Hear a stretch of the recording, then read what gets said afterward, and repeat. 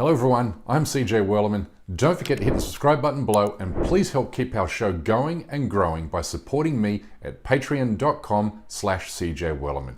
Now let's get into it. I've spent the past decade studying the Hindutva ideology, along with the strategies and tactics its followers use to dispossess and displace Muslims in India and Kashmir. So having kept a watchful eye on the events unfolding in the UK city of Leicester during the past several months, where radicalized Indian Hindu migrants have carried out a wave of mob lynching attacks against Muslims, I can tell you this. British Muslims have been lured into a well-laid trap, a trap set by a foe that has spent the past 5 years perfecting its genocidal tools against Muslims under the rule of Narendra Modi and BJP in India. I will describe how the Hindutva trap works in a moment, but first, here's a dirty little secret Hindu extremists have learned about Muslim minorities in recent times. They have learnt Muslims can never be the victim because Muslims, not Hindus, are inextricably tied to national security policies and discourse in both India and the United Kingdom. In other words, if Muslims are identified by government authorities to be a security threat, then they can only ever be the perpetrator of violence, not the victim of it, which is exactly how the British media is reporting attacks against Muslims by Hindus in Leicester. Watch Sky News both sides of violence by using benign phrases such as simmering tensions and clashes while calling on both sides to remain calm. Look, again, another one. Wow. This is what happens when simmering tensions boil over. On Saturday night, a Hindu march in Leicester led to clashes with Muslims.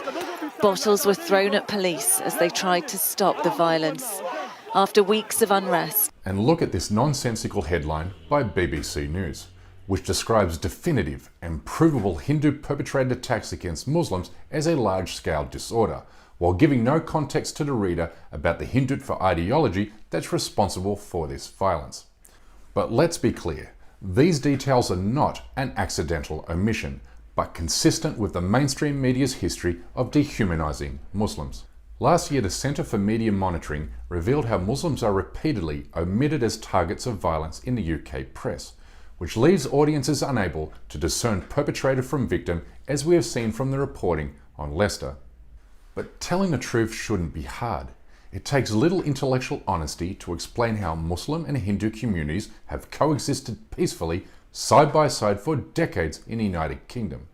That is until Hindu nationalist organisations began exporting the Hindutva ideology to Britain, an ideology inspired by Hitler's Nazi Party which aims to eradicate Muslims in India. And these attacks are not happening in isolation. We are witnessing similar attacks against Indian religious minorities in the US, Canada and Australia. Today, radicalised Indian Hindu migrants are marching through the streets of London, chanting Jai Shri Ram, a war cry heard by Muslims the moment before they are hacked to death in India. These scenes are now happening in the UK.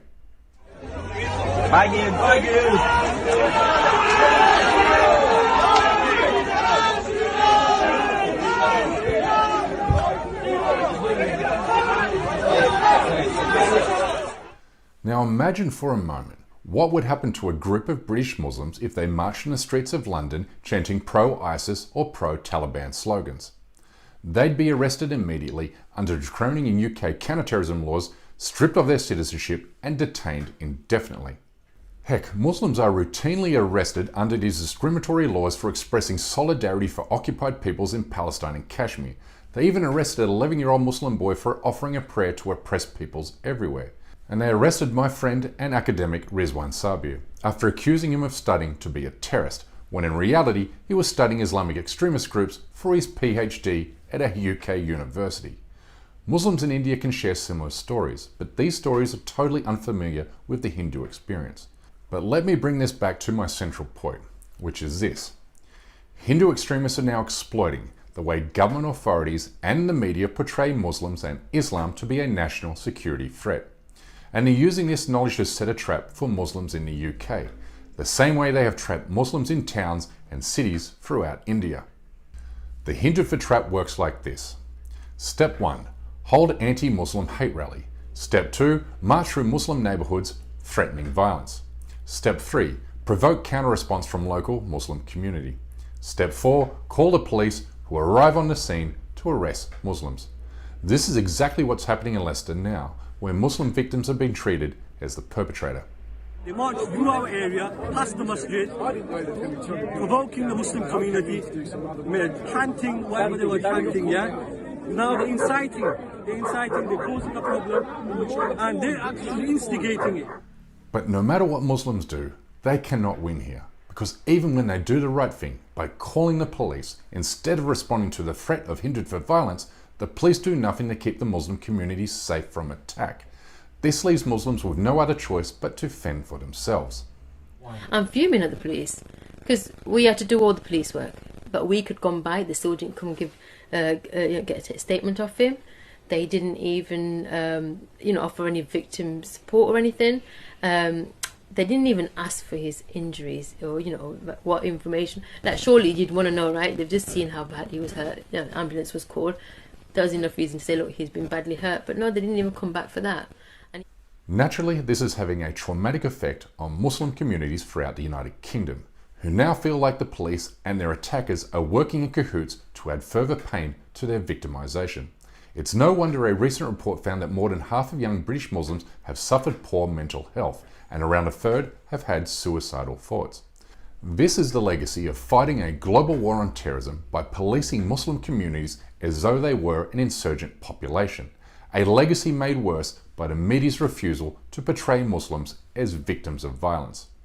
This has to change, and it must change now. Anyway, that's my time for today.